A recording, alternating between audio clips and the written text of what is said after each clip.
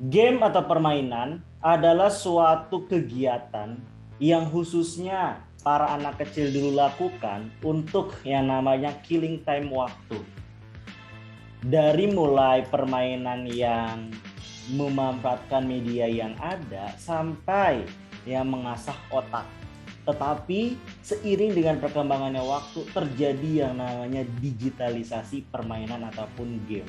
Dari mana mulailah muncul-muncul game-game, salah satunya yang bisa kita manfaatkan, bisa kita gunakan, yaitu adalah bermain game secara online, di mana dari ujung dunia ke ujung dunia kita bisa ketemu. Seperti permainan yang lagi hits zaman sekarang, seperti PUBG, PUBG, ataupun COC pada beberapa waktu lalu, ataupun sekarang adalah ML, Mobile Legends. Nah, permainan-permainan ini yang dimainkan oleh para anak muda, ya, itu tidak terlepas dari makin berkembangnya teknologi. Sekarang aja mobil itu Tesla ya lagi ingin mengembangkan mobil di mana mobil itu adalah mobil listrik. Tidak lagi kita menggunakan yang namanya konsumsi, yaitu adalah energi tak terbarukan, tetapi energi terbarukan itu adalah listrik. Begitu juga dengan yang namanya motor, sudah akan keluar yang namanya motor listrik. Ke depan siapa yang tahu, mungkin akan menjadi motor dan mobil terbang kayak ala-ala Doraemon gitu. Kenapa itu penting? Karena inilah yang menjadi tonggak, teknologi inilah yang menjadi tonggak di mana kemajuan dalam yang namanya kita dalam melakukan suatu langkah ke depan biar bisa melangkah lebih baik, atau bisa dibilang bagaimana merencanakan supaya hidup menjadi lebih baik. Salah satunya investasi. Kita bisa melihat peluang-peluang itu yang berhubungan teknologi ataupun yang sebagai macamnya. Tetapi yang nggak mau ribet, apalagi anak muda itu nggak mau ribet sama sekali. Gimana sih caranya gitu. Nah, berinvestasi di bidang saham, ini pun udah terjadi digitalisasi yang terjadi. Terkhususnya bagi elu yang tertarik yang namanya saham IPO yang sekarang sudah diakomodir, bisa melakukan pembelian saham IPO yang dulu kita harus datang langsung ke broker, sekarang hanya melalui gawai atau melalui handphone atau melalui website di laptop, kita udah bisa melakukan pemesanan suatu emiten yang akan listing di bursa, yaitu yang kita kenal dengan istilah electronic IPO. Bersama gua Fajar Sidik, selama kurang lebih beberapa menit ke depan kita akan ngebahas ini. Sebelum itu nih, gua memperkenalkan dua buah buku ya. Yang pertama itu adalah buku The Art of Western Market. Jadi kalau lu pengen belajar mengenai saham IPO, apa aja sih yang namanya sejarah-sejarah ataupun hidden agenda di sana, lu bisa baca buku The Art of Western Market. Di sini mengungkap semua keberadaan yang namanya bandar ataupun gajah di pasar modal. Jadi ini khusus banget bagi pemula, wajib banget buat baca. Dan juga yang kedua, ini adalah buku yang namanya buku Millennial Investing. Bisa lu temuin di seluruh Gramedia di seluruh Indonesia dengan harga yang sangat terjangkau. Serta isinya apa sih? Seperti burung cendrawasih ya, dengan ikonnya cendrawasih. Jadi lu bisa mencari emiten-emiten yang langka tetapi bisa terbang tinggi in the sky, go to the sky, ya, bisa terbang tinggi di angkasa dengan meraih keuntungan 100% ke atas dengan tempo waktu yang sangat-sangat singkat, tidak harus seperti zaman dulu harus nunggu lebih dari 5 tahun, 20 tahun. Tapi kurang dari 1 tahun, lu bisa menemukan emiten ini. Gimana caranya? Lu bisa baca buku ini di Gramedia seluruh Indonesia, ini bisa lu dapetin di seluruh Gramedia. Oke, kita mulai aja.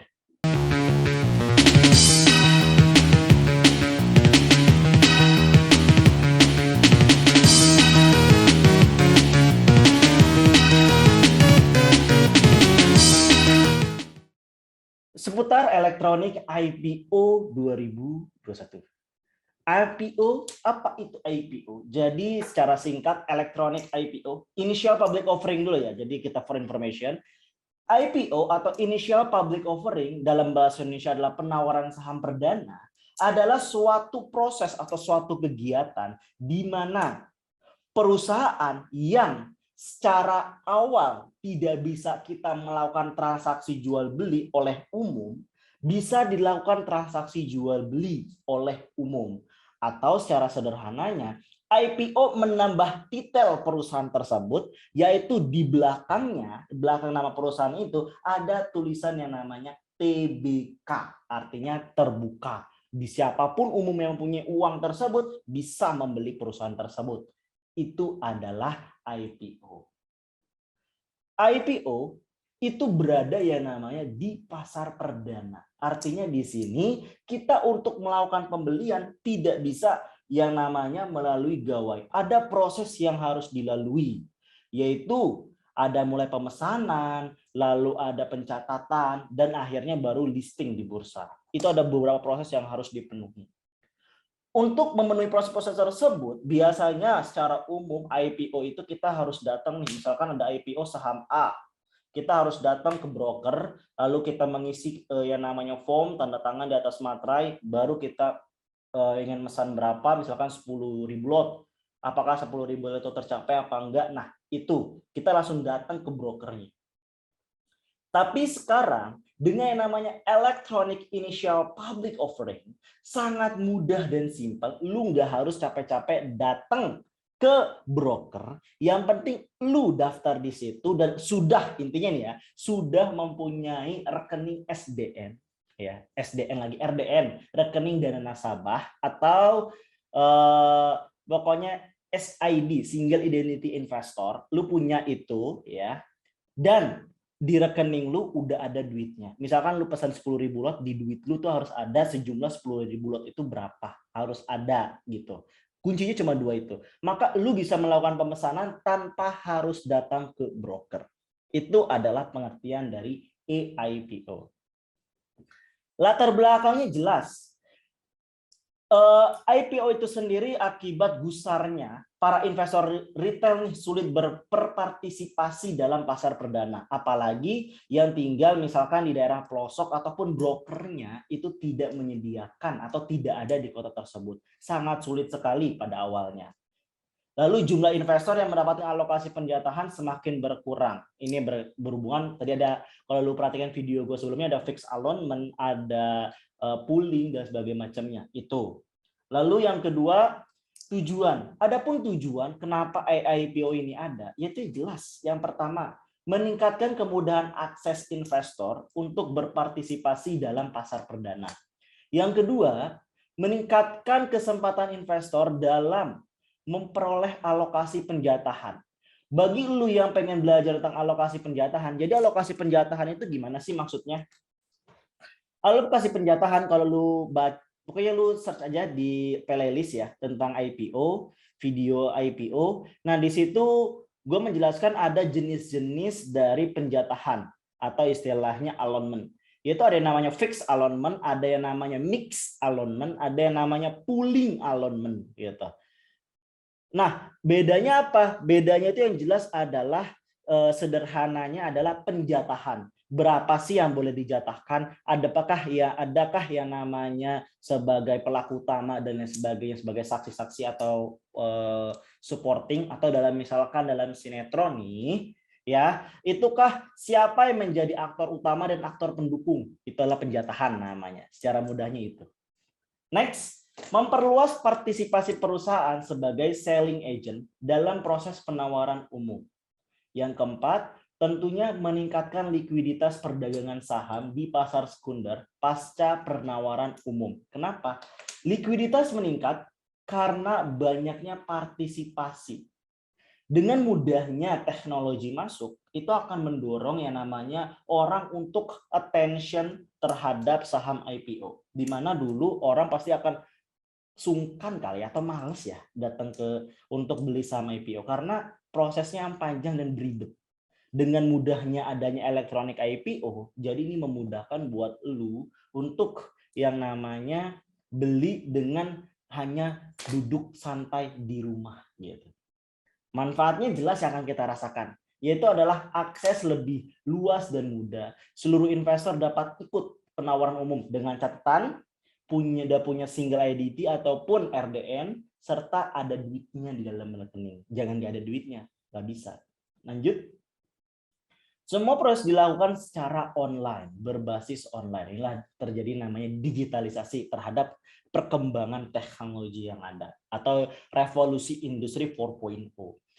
Lanjut, mendapatkan informasi terkini atas IPO calon perusahaan tercatat atau istilahnya kita bisa mendownload sendiri prospektus saham IPO tersebut. Apa itu prospektus? Prospektus itu adalah laporan pemanis yang diberikan kepada investor terhadap investor ya, yang diberikan oleh saham yang diberikan oleh perusahaan yang akan IPO, atau bisa dijelasnya laporan informasi perusahaan kepada investor yang isinya seperti profil perusahaan, visi misi perusahaan, laporan keuangan perusahaan, lalu dan lain sebagainya macamnya. Itu ada semua. Itu yang disebut sebagai prospektus. Cara baca prospektusnya udah gue buat videonya, silahkan ditonton. Nah, setelah itu akan membuat proses ikut serta IPO menjadi lebih efisien dan mudah, enggak ribet sama sekali. Adapun landasan hukumnya jelas, kita negara hukum di Indonesia harus ada landasannya. Yaitu landasannya adalah peraturan OJK 41 tahun 2020 ya, tentang pelaksanaan kegiatan penawaran umum bersifat ekuitas, efek bersifat utang dan atau sukuk secara elektronik. Yang kedua adalah OJK 15 tahun 2020 tentang penyediaan dana pesanan, verifikasi ketersediaan dana, alokasi efek untuk penjatuhan terpusat, dan penyelesaian pemesanan efek dalam penawaran umum efek bersifat ekuitas berupa saham secara elektronik.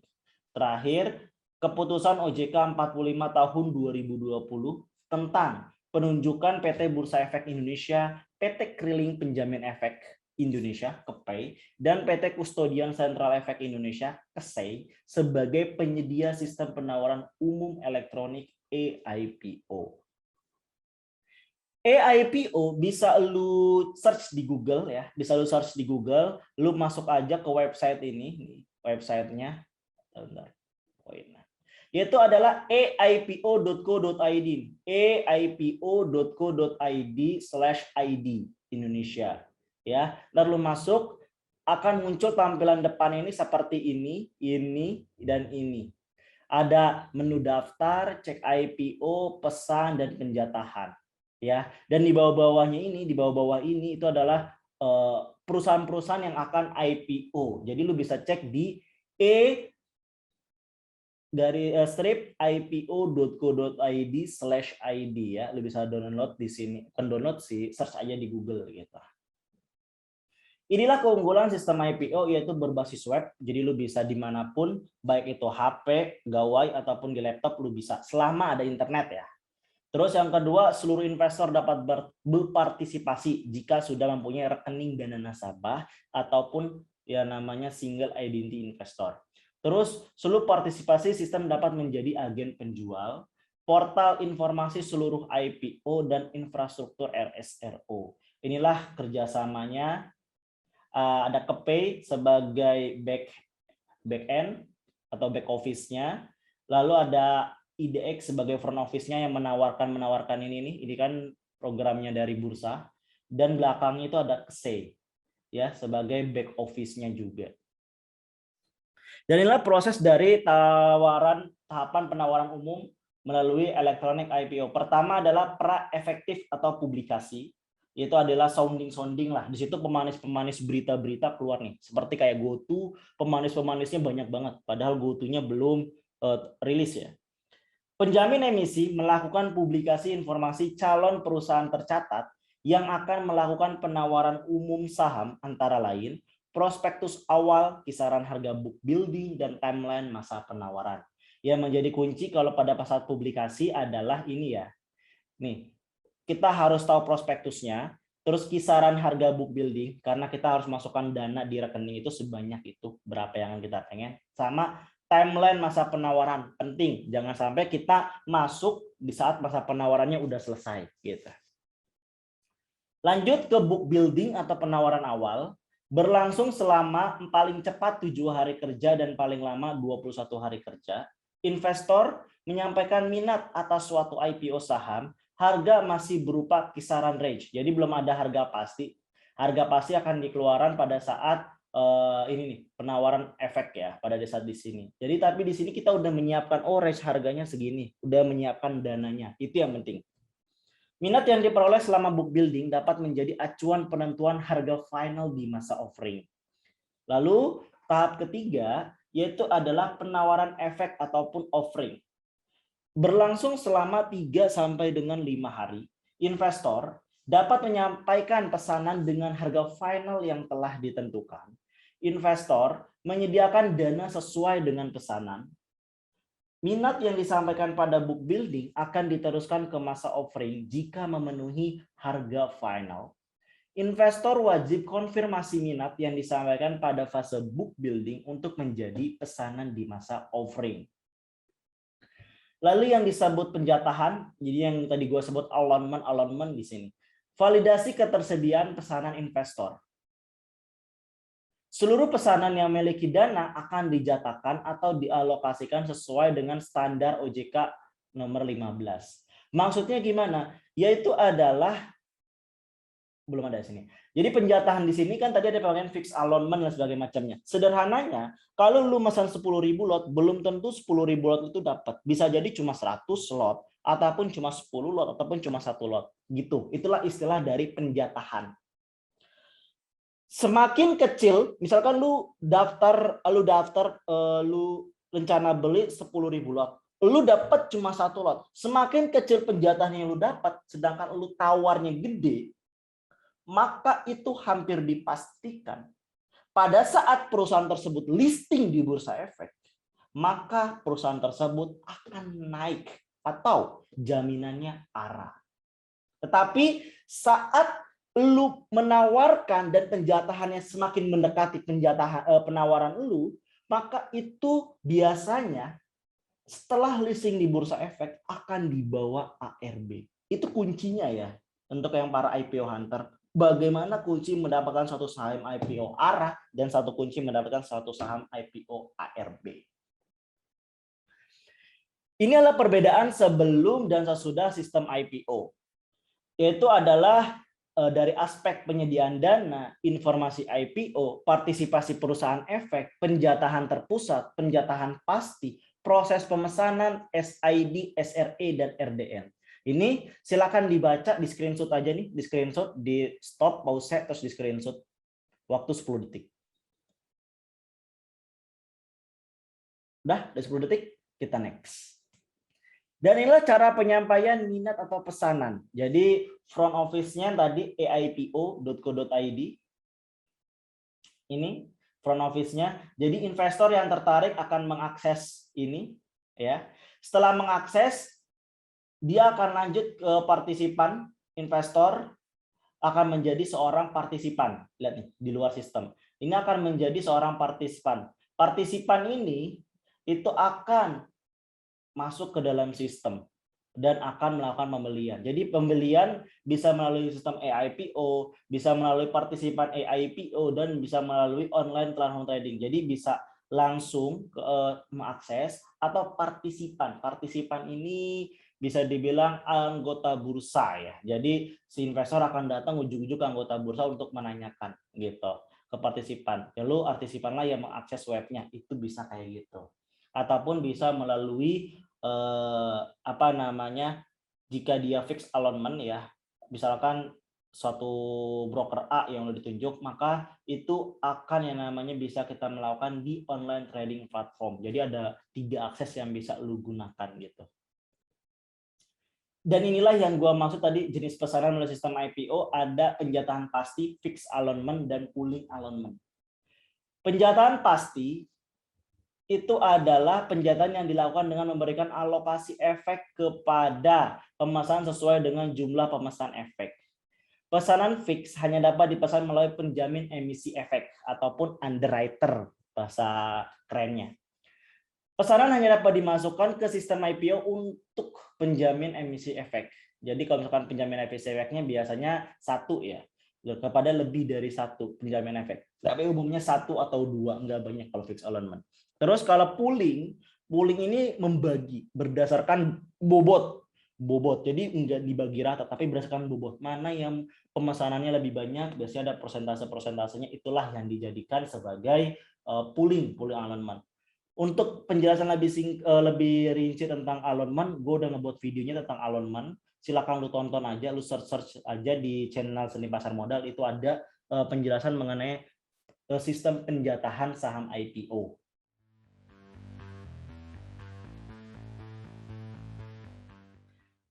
Ya, kurang lebih itu yang bisa gue sampaikan pada hari ini. Ya, ini baru sesi pertama ya, sesi pertama dari seputar AIPO. Jadi besok ada seputar AIPO yang kedua ke finalnya mengenai bagaimana cara pembelian dari sistem AIPO dari beberapa broker atau sekuritas. Oke, gue Fajar Sidik pamit. Bye. Selamat hari Sabtu. Happy cuan. Jangan lupa hari ini Derby Manchester dan juga dukung City. Selamat.